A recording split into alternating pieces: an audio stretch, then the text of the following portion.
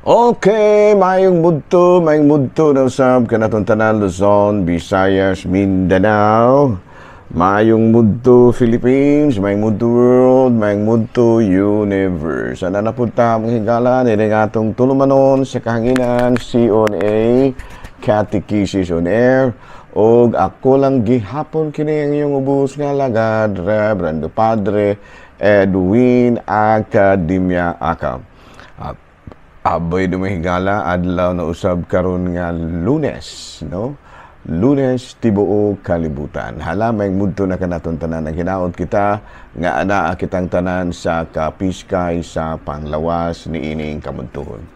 Aboy dumahigala no ato day nga timbayaon og may mudto sa ang atong talahorong obispo, Bishop Judito B. Cortez, ang atong station manager si Father Ram Ata, ang ato usab nga mga kaigsuunan, no, nga mga kaparian lukop Kabisayan ug Mindanao nga maabot karon sa ato nga pagsibya. Nahala no, may mudto na kanaton tanan nang hinaot kita mga higala nga anaa kitang tanan sa kapiskay panglawas. Abi no ato pa nga timbiyaon og may mudto nga atong mga lay ministers. Kumusta na no? Padayon karon mga higala atong panawagan sa atong mga lay ministers, kapadayon usab sila nga mga lagad sa ilahang mga katungdanan, no, kining atong mga lay ministers mahigala, no, dako kay kining gikatampo alang sa pagpakaylap usab sa ato ang mga gimbuhaton sa simbahan, no, kinibre sila madomingo, sila baya gyud tayo mahigala mga adtos mga kakapilyahan, lagyo nga mga kapilya maabot gyud din taon kining atong mga lay ministers ato mga heroic acts ng ilahang mahigala, no, muna nga ato gyud nga tabangan, ato gyud nga ampo, ato gyud nga atimanon, no, ato gyud nga atimanon ang atong mga lay ministers, no, nga padayon sa ato nga mga nga padayon sa ilahang mga gimbuhat, no, kada adlaw gyud na mahigala, no, so padayon sila sa ilahang mga gimbuhaton isip mga lay ministers, ayan, no. Pero padayon usab ang ato nga mga gimbuhaton sa ato nga kapilya, no, nga ato usab nga mga panawagan, no, kami diri sa Ayungon padayon kami nga nangasal mga kining gitawag natong mass weddings, no, mass weddings sa atong mga kaparian, atong mga ato ang mga kaigsuunan nga kining mga wala pay kasal mahigala, no, nga kinahanglan gyud atong kaslod kay kinahanglan man gyud in taon pod nga makadawat sila sa sakramento, no, nga panawagan usab nato, no, sa atong mga kaigsuunan nga mga wala pa mga kasal, no, nga ay ilag gyud manghigala nga motor ba ibutang sa buot nga para ber mag-ipon isip bana og asawa, kinahanglan gyud nga magpakasaluna, no, dili lang kita magpadala sa ato ang mga rason o sa atong mga rason diha nga dili usa magpakasal, no, kay tungod lagi tungod kwarta o sa bang bandahan, no, pangsultihan si padre, no, kasi padre kamao ra nang mo-adjust, no, sa inyohang sayang mo-adjust aron nga makasal gid ta, no, kaya ang simbahan nahimo gid matud pa ni Pope Francis maabi-abihon gyud sa tanan nga mga nanginahanglan, no, pawala na inor ang iyong mga choppy leaders ingna napatabang mo aron gyud nga makadawat kita sa sakramento kay maayo kaayo mahigala, no, nga kita isip mga minyo, no, aduna gyud kitay makadawat gyud kita sa sakramento sab sa kasal. Hala, no, padayon ta ug ari kita mahigala sa CBCP News balitang simbahanon ni ining kamudtuhon. Bueno mahigala, no, si Bishop Patricio Buzon sa kining Diocese of Bacolod nanawagan karon batok ni ining usa ka impostor, no, nga nagpaila sa iyang kaugalingon nga usa ka missionary priest nga nagdala sa pangalan nga si Father Mario Divina, no. Nanawagan karon si Bishop Patricio Buzon sa Bacolod, Diocese of Bacolod, nga dili ta magpadala, no, sa mao nga lalaki nga nagpaila siyang kaugalingon nga usa ka pari kuno siya, no, nga unta makuan gyud, no, mailhan gyud siya, no, nga dili siya tinuod nga pari, no, unya wala po'y madala, wala mahimong biktima. Balita mga igala gikan sa Vatican, padayon usab karon ang atong talahurong Santo Papa sa iyahang panawagan no alang sa mga pag-ampo alang sa itong mga kaigsuonan dito sa California no nga naigo lagi ni ining sunog nga niigo mga kining pipila ka adlaw nang nakalabay ug gani hangtod karon wala pa gyud hingpit nga kining gitawag nato sa English og na contained no. So mao kini karon ang panawagan usab sa ato ang talahurong sa tupapa alang usab sa tanan natong mga kaigsuonan labi na gayud katong mga organisasyon nga kanunay nag-ampo. No? So padayon ta sa ato ang mga buhatonon ug padayon usab kita sa ato ang mga plano. Bino ari na kita may gala sa atong Saint of the Day, no? Ang atong Saint of the Day karon. Ang ato karon nga Saint of the Day mao si San Euthymius, no? San Euthymius, no? January 20 si San Euthymius ang ato karon nga santo, no?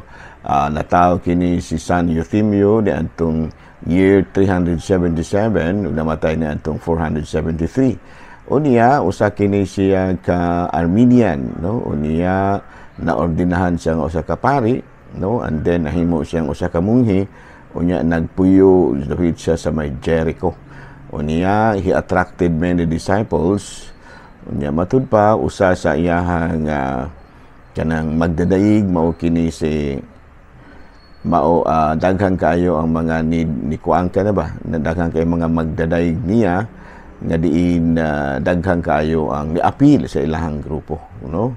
Ug gani gipaningkamutan gyud, no, gipaningkamutan gyud kini ni Saint Euthymius nga mapuy-an gyud nato pagbalik ang orthodoxy diha sa simbahan, no.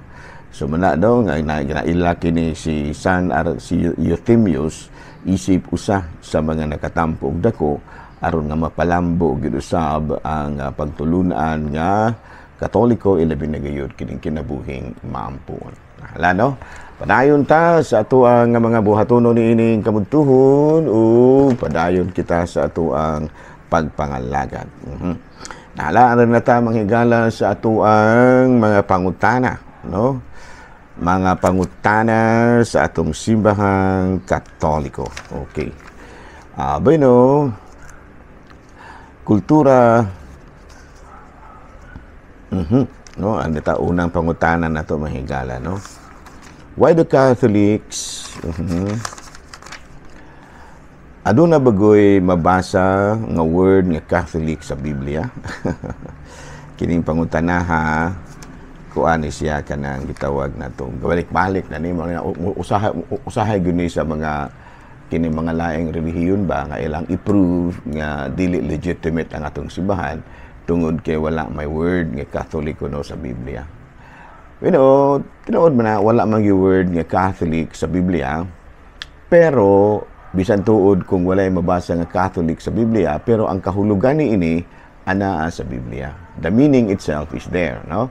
Kung atong basahon sa Marcos kapitulo 16 bersikulo 15, miingon si Jesus kanila, panglakaw kamo sa tibuok kalibutan ug isangyaw kining mayong balita ngadto sa tanang katawhan, no, sa tibuok sa tanang ngadto sa tanang katawhan ang mutuo ug magpabunyag maluwas apan ang dili mutuo silutan.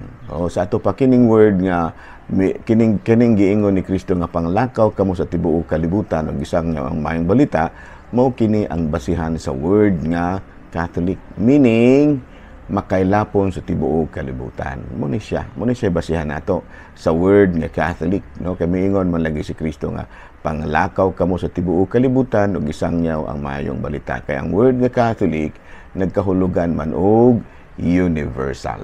No, nya kanos amang gyud magsugod nga gigamit kining word nga Catholic. Of course, it was Saint Ignatius de Antioch mo unang nigamit ini, no, sa year 110.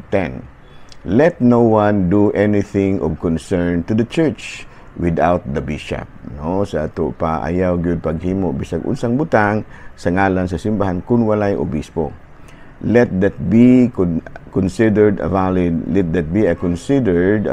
Eucharist which is celebrated by the bishop or by one whom he ordains. So, no? Sa ito pa, kuang yun, kana bitang ang Eucharistia, gisa sa ulugon gyud sa ka-obispo o sa mga giordinahan sa obispo, kaming mga kaparian. Wherever the bishop appears, let the people be there, just as wherever Jesus Christ, there is the Catholic Church. You know, in his letter to the Smyrnian, chapter 8, verse 2. Sa ito pa, ang nahauna ka na to, mga si San Ignacio, mao ang unang migamit og word nga Catholic. Pero, ang meaning sa word nga Catholic, ana sa Biblia. No? Kanang giingon sa Marcos, Kapitulo 16, versikulo 15, panglakaw kamo sa tibuok kalibutan o gisangyaw kining maayong balita. Nahala, no? Padayon ta sa tuang nga mga buhaton ni ining kamuntuhon. Okay, no, padayon another question. Question ta gihapon mo higala. Another question. Okay, another question.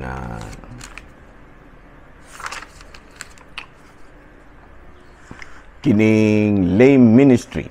Kining lay ministry, no, kini bitang pagpangalagad sa mga parokyano diha sa simbahan. No? Nagsugod kini, kada sa magyud magsugod padre, no, kining word, kining pagpangalagad sa mga lay diha sa simbahan, no. In 1972, Pope Paul VI established the offices of the lector and acolytes as lay ministries. Ayan, no. Nitong 1972, Pope Paul VI established the offices of lector and acolytes as lay ministries. Gitudo niya nga dili lamang ang mga pare mo'y makapangalaga sa simbahan.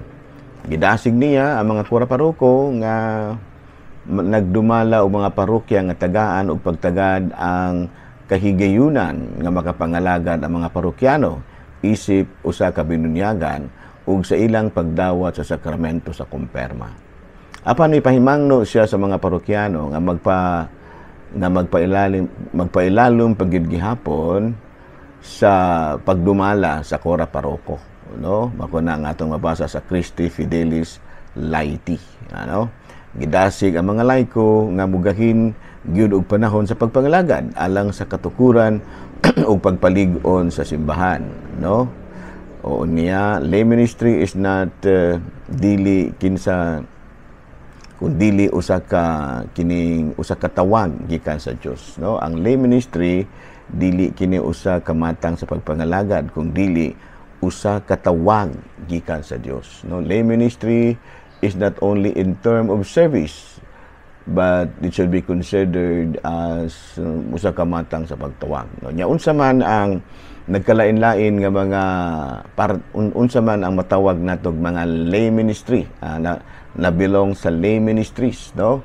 Number 1 are lectors, number 2 acolytes, and number 3 extraordinary ministries of the Holy Eucharist. Kasi ato pa kini di ang pagka-lectors o pagka-acolytes, mga altar servers, usa di kini ka lay ministry, no?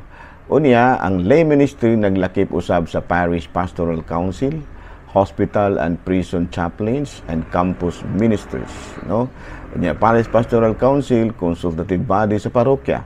Naglakip kini sa PPC officials, church organization leaders and chapel leaders, hospital and prison ministry, and of course, other clients of ministries in the church. Atong balikon ha, unsa man kining mga lay ministries, no? Dili lang dahil kining extraordinary ministers, kining mga of the Holy Eucharist, ang gitawag atong lay ministers, apil na usab diana mga acolytes o mga lectors. No, nya kisay nag-approve niya na niadtong Pope niadtong 1972, siya mao si Pope Paul VI. Okay, no? Dugang-dugang pagyud nato nga mga pagtulunan. Why do we celebrate fiestas? No, nganong ato man nga gisaulog ang fiesta? No, is it biblical? Yes. Daghan kayong mga parte sa Biblia nga mabasa nato nga usa kini siya ka biblical activity, no? Origin, why do we celebrate fiestas? Origin, Spain, ang nagsugod gyud, no, ang nagsugod gyud ni ining kapistahan nato, no, is the matud ba Spanish missionaries. When the Spanish missionaries entered the Philippines during mid 1500, they find out that fiestas was a convenient tool for convenient tool in order to establish or teach the teachings of the church. No, on the old towns and church, and cities were given patron saints so that they have a fiesta to celebrate. So, ang mga kuan gid ay mga higala, no, ang mga misyonerong katsila maugyod mo naghatag og matud pa patron, no, nga maoy asa ulugan nato sa fiesta, no. So popular fiesta is matud palagi, no, dunay kining gitawag nato og psychological effect, no, ang fiesta nato, no, higher level of positive emotions, more alive, no, alert and awake, and of course more joy and pleasure as Christians, no. So may mga psychological effects sa ato ang fiesta, no, nga mahimo gid na mutaas ang ato ang level of positive emotions, unya mahimo pud kita nga matud pa buhi kayo ang atong pagka-Kristiyanos ug maghatag usab kini og kalipay alang kanatong mga katawhan. Okay, nahala, no. So fiestas matud palagi mga katsilang misyonero mo nag-introduce ni antong mid 1500, no, kay nakitaan Manila nga sayon kayo ang pagpasabot sa mga words, sa mga pagtulunan sa simbahan, pinaagi sa pag-adapt ni ngadto sa usa ka kapistahan. Okay. So dinhi na lang ko nakita kuto ha.